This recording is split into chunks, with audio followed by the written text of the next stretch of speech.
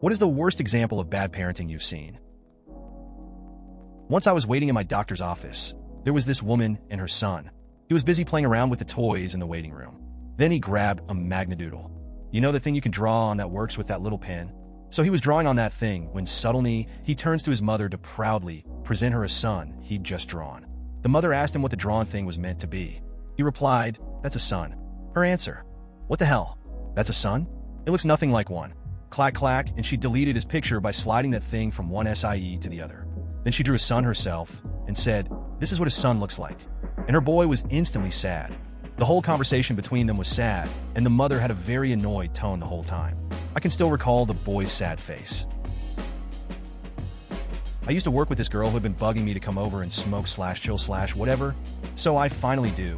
And come to find out she has 2 kids, aged between 2 to 5. We're in her dining room, and the kids are sitting right there as she starts smoking a blunt. I'm feeling really uncomfortable at this point, and then the youngest one starts wanting her attention. She keeps ignoring him until he's standing up on the chair, falls, hits his head really hard, and starts crying. She looks at him, laughs, and tells him to shut up. I had to leave. I talked to another person I worked with, and we decided to call CPS. Not more than a few days later, that girl ended up leaving town because she was busted at work for taking a shit ton of money. I don't know what happened to her or the kids. I hope they made it out of that environment. I once saw a 5-6-year-old swinging from the above head handles of a local train. She had climbed on the back of the chairs to get there. Both parents were wasted playing on their phones, fosters in hand.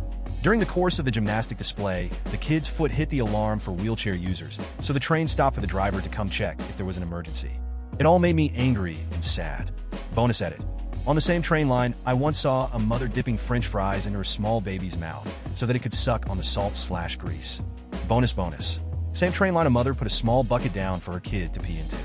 As anyone older than the child would predict, pee went everywhere. Sometime I think there should be a parental version of Judge Dredd. At a college graduation, lady behind my GF had 2 kids. Kids are climbing all over seats on the rows above and below theirs. One tried repeatedly to talk to my GF during speeches and awards.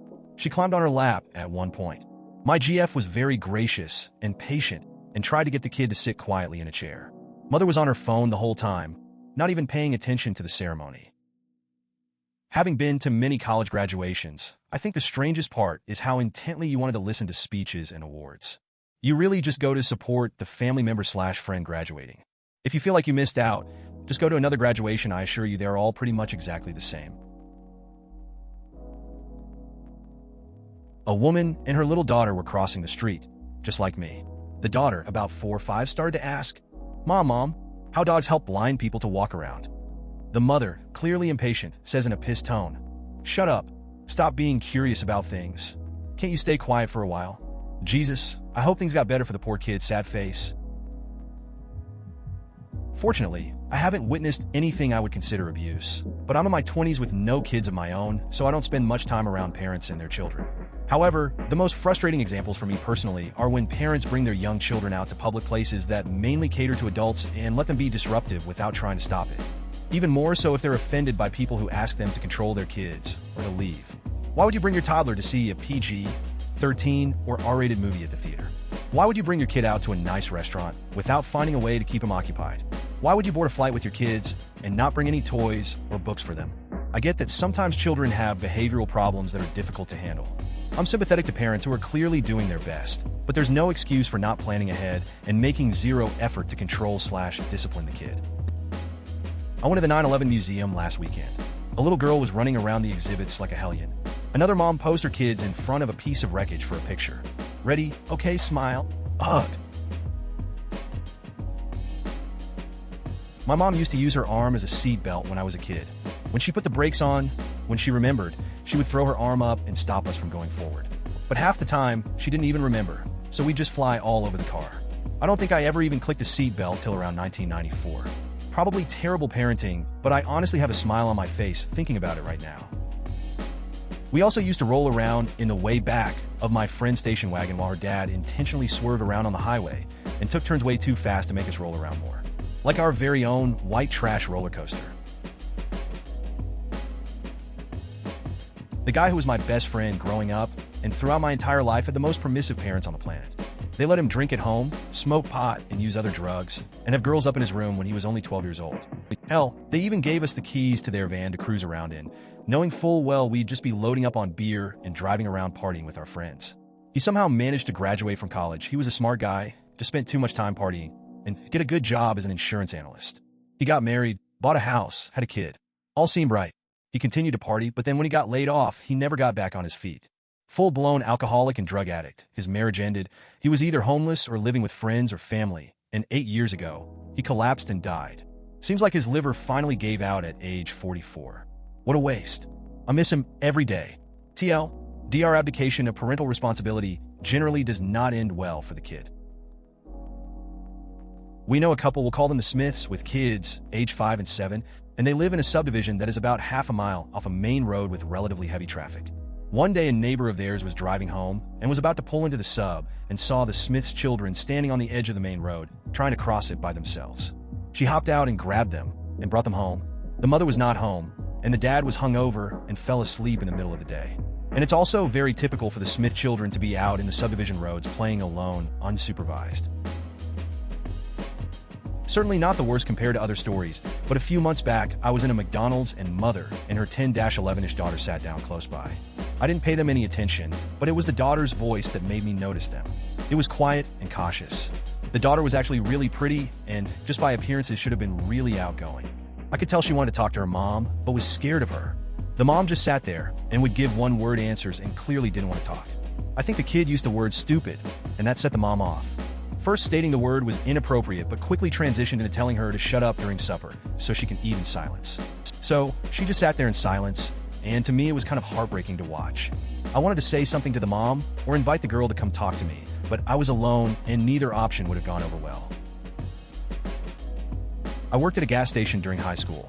There was a hooker hotel across the street, and the girls would come in throughout the night to buy smokes, condoms, whatever. This cracky-looking lady would make her 3 small kids stay in the car while she turned tricks. One day she came in, the kids were begging for food, and mom says, "You kids need fruits and vegetables. Go pick out a popsicle, Kool-Aid, and water, basically." As they were leaving, I gave the kids some fruit and portable lunches, no charge. I really hope those kids did not turn out like mom. Anytime I see parents in a restaurant who sit an iPad in front of their child to keep it entertained rather than engaging the child in conversation. Edit to clarify. There's nothing wrong with letting your kid play with a tablet or watch TV. Maybe I was too narrow in my wording. I meant this to speak more toward parents who use technology as a sole form of entertainment for their kids rather than interacting with them. I see this time and time again. I feel, as with anything, there is a time and place for everything, and moderation is key. The iPad probably shouldn't be a full-time substitute for interaction. However, babies and children don't get the same type of enjoyment out of dining as adults do. Adults go to restaurants for the overall experience. Many children only want to do so much talking, coloring, and eating before they get anxious. Some children have a longer tolerance than others. There are also other factors, such as an ordered meal that takes an exceptionally long time to come to the table.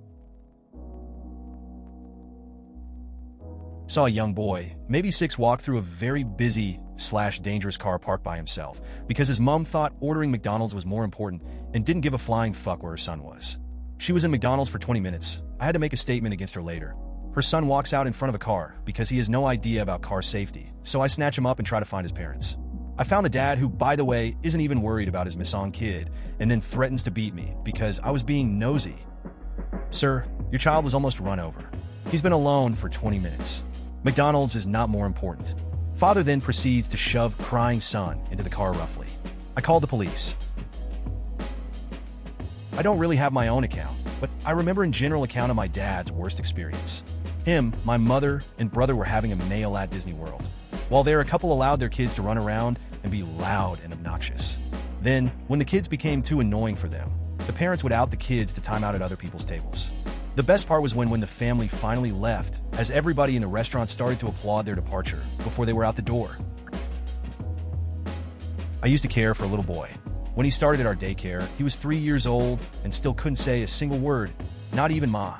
His front teeth were entirely rotted from some type of sugary drink, and he was still in diapers with no attempt made at potty training. We soon found out that he had just been placed in his grandmother's care, as both his parents were in jail for drug-related offenses. At some point, his mom got out of jail and did seem to be making an attempt to be a better parent. She picked him up occasionally, but his father died of an unknown cause. Luckily for the little boy, his grandmother was doing her best to make up for his parents. But when I left that daycare, he was 4 and still could barely speak. I just couldn't believe that this kid had gone through 3 years of life, and his parents must have barely spoken to him or around him. Kids learn language by listening to their parents, so I can't even imagine what his life was like before his grandma got custody. A year after our infant died, we went to a memorial service hosted by the hospital for parents who have lost infants. The crowd consisted of about 20 couples, parents who at one point or another had experienced the death of their infant. About 5 minutes before the memorial service, a family arrived with a child who looked to be about 6 months old. A beautiful, healthy, smiling baby right in the middle of a memorial to dead infants. It was the worst case of parenting I've ever seen because these people had no regard for the other parents around them. My stone ass was in Walmart at 3 in the morning because I had a craving for some chocolate milk. I saw a lady pushing her cart with 3 kids in tow. The oldest was about 5, wearing nothing but cowboy boots and tidy whities and drinking Coca-Cola out of a bottle. I was so dumbfounded it killed my high.